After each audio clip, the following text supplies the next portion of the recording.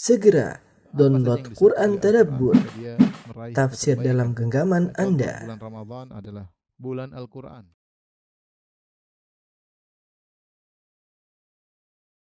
Assalamualaikum warahmatullahi wabarakatuh.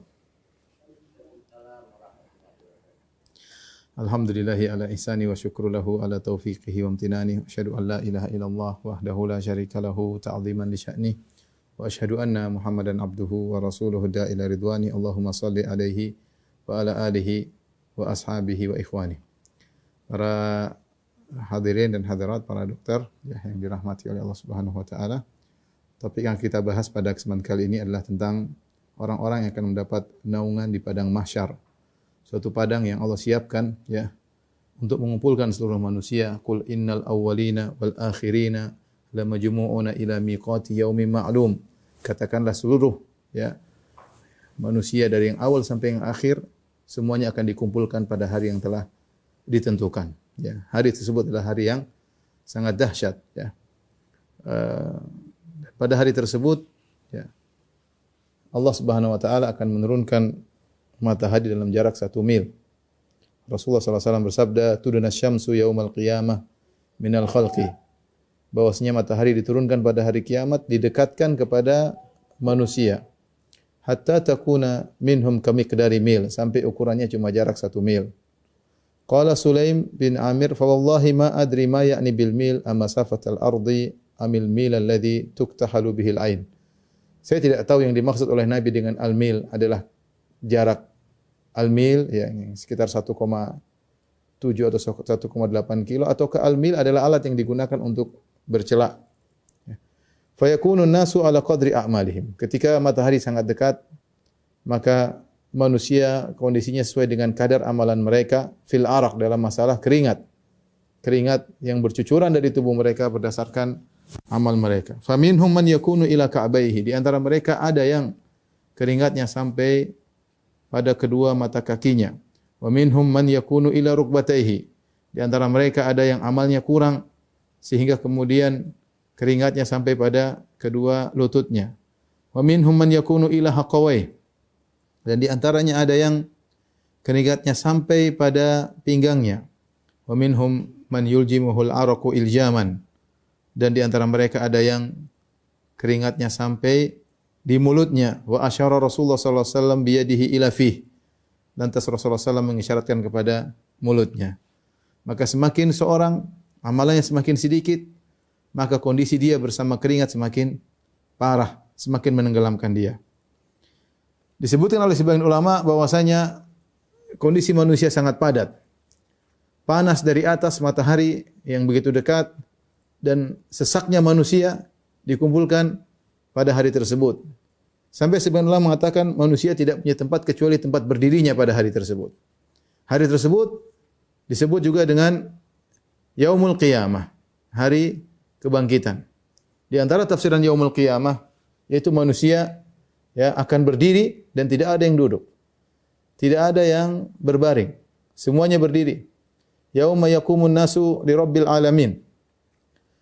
Hari di mana manusia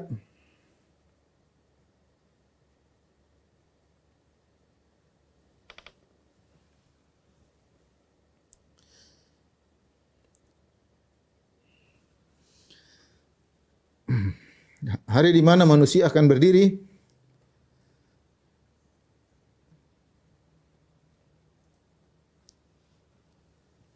menanti kedatangan Allah Subhanahu wa taala untuk meminta pertanggungjawaban atas seluruh amalan mereka. Dan kita semua akan berada di situ. Kita semua akan berada di situ. Saya dan para dokter sekalian, para hadirin, para hadirat, semuanya akan ada pada hari tersebut. Ikhwan dan akhwat yang dirahmati Allah Subhanahu wa taala, ada orang-orang berbahagia pada hari tersebut. Di saat manusia dalam kondisi sangat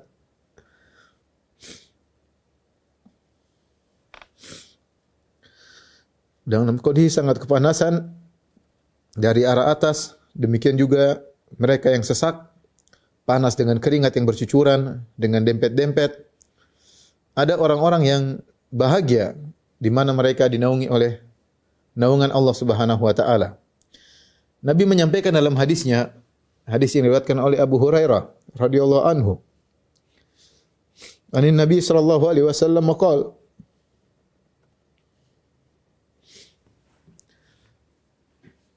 Nabi sallallahu alaihi wasallam bersabda, "Sab'atun yudhilluhumullah." 7 golongan yang Allah naungi pada hari di mana tidak ada naungan kecuali naungan Allah Subhanahu wa taala. 7 golongan tersebut al-imamu al-adil. Yang pertama adalah imam yang adil. Yang kedua syabun nasya'a fi ibadatillah. Anak muda yang tumbuh dalam ketaatan kepada Allah. Wa rajulun qalbuhu mu'allaqun fil masajid. Dan seorang yang hatinya rindu untuk ke masjid. Wa rajulani tahabba fillah ijtama alaihi. 2 orang saling mencintai karena Allah Subhanahu wa taala. Mereka bertemu karena Allah wa tafarraqa alaihi, dan mereka berpisah karena Allah Subhanahu wa taala. Wa rajulun da'atum ra'atun dzatu mansibin wa jamalin. Seorang laki yang dirayu oleh seorang wanita yang memiliki kedudukan terpandang dan cantik jelita, faqala inni akhafullah. Maka dia berkata, aku takut kepada Allah. Wa rajulun tasaddaqa bi sadaqatin fa akhfaha. Seorang yang keenam itu seorang yang bersedekah dengan tangan kanannya lantas dia sembunyikan. Hatta la ta'lama shimaluhu ma tunfiqu yaminuhu, sampai tangan kirinya tidak tahu apa yang diinfakkan oleh tangan kanannya. Wa rajulun dzakarallaha khaliyan fa fadat aynah. Seorang yang terakhir, yang ketujuh adalah orang yang mengingat Allah Subhanahu wa taala tatkala sendirian, maka kedua matanya berlinang air mata. Inilah hadirin hadirat yang dirahmati Allah Subhanahu wa taala. 7 orang yang berbahagia yang Allah naungi pada hari yang sangat dahsyat tersebut. Hadis ini diriwayatkan oleh Al-Imam Al-Bukhari ya, dan juga Imam Muslim, dan para ulama perhatian terhadap orang-orang ini ya. Karena datang dalam hadis-hadis yang lain ternyata bukan cuma 7, ada kelompok-kelompok yang lain juga yang ditambahkan selain 7 ini. Tapi 7 inilah yang spesial. Ya, 7 ini yang spesial Rasulullah SAW sebutkan secara khusus, sab'atun, 7 golongan. Dalam riwayat-riwayat yang lain Rasulullah SAW menyebutkan juga ada golongan-golongan lain selain 7 ini. Oleh karenanya para ulama menulis tentang buku-buku berkaitan dengan siapakah golongan-golongan yang mendapatkan naungan Allah pada hari kiamat kelak. Di antaranya Al-Imam Ibnu Hajar memiliki buku judulnya Ma'rifatul Khisal Al-Musilah ila Dhilal, mengenal perkara-perkara yang bisa mengantarkan orang menuju pada naungan Allah pada hari kiamat kelak. Demikian juga kitab At-Tamhid Al-Farsh fi Al-Khisal Al-Mujibah ila Dhilal Al-Arsh ila Al-Dhilal Al-Arshi karangan As-Suyuti. Baik, apa yang dimaksud dengan naungan Allah? Maka ada 2 pendapat di kalangan para ulama. Maksudnya adalah naungan arsy Allah sebagaimana dalam riwayat yang lain. Ya, fi dhilli arsyihi, yaitu di bawah naungan arsy Allah Subhanahu wa taala. Yang kedua, pendapat yang kedua mengatakan dimaksud dengan naungan Allah adalah naungan yang Allah ciptakan. Yang Allah ciptakan untuk menaungi orang-orang spesial tersebut. Bukan maksudnya naungan zat Allah, bukan, tetapi adalah naungan yang Allah ciptakan. Ya, dan ini adalah naungan yang spesial ya, yang melindungi orang-orang yang spesial tersebut pada hari yang sangat dahsyat. Kita akan jelaskan 7 golongan yang dinaungi oleh Allah, orang-orang yang berbahagia pada hari kiamat tersebut. Yang pertama adalah al-imamul adil. Imam yang adil ya. Dan ini adalah orang yang pertama yang Nabi SAW sebutkan di antara 7 golongan tersebut. Dan dia adalah orang yang paling spesial. Bahkan sebagian ulama mengatakan dialah yang terbaik di antara 7 golongan tersebut. Ya, dia yang terbaik di antara 7 golongan tersebut. Kenapa bisa demikian? Karena imam yang adil memiliki pahala yang sangat besar. Ketika dia adil, maka yang merasakan keadilannya banyak orang. Kita bayangkan bagaimana jika seorang kepala negara bersikap adil, mengeluarkan aturan-aturan atau undang-undang yang adil, maka banyak rakyat yang akan merasakan kebahagiaan dari keputusan-keputusannya. Demikian juga raja misalnya. Ya. Dan juga berlaku pada pimpinan-pimpinan yang di bawahnya. Contohnya, seorang gubernur misalnya, atau seorang bupati, atau wali kota, atau bahkan para ulama mengatakan yang wilayahnya kecil, ya, kekuasaannya kecil, seperti mungkin camat, mungkin lurah ya, bahkan Pak RT mungkin ya. Intinya semakin dia memiliki wilayah yang luas dan dia semakin adil, maka dia adalah orang yang paling berbahagia pada hari tersebut. Karenanya Syekhul Islam Ibnu Taimiyah rahimahullah berkata, "Fa idza ijtahada ar-ra'i fi islahi dinihim wa dunyahum bihasabil imkan kana min afdhali ahli zamanihi wa kana min afdhalil mujahidin fi sabilillah."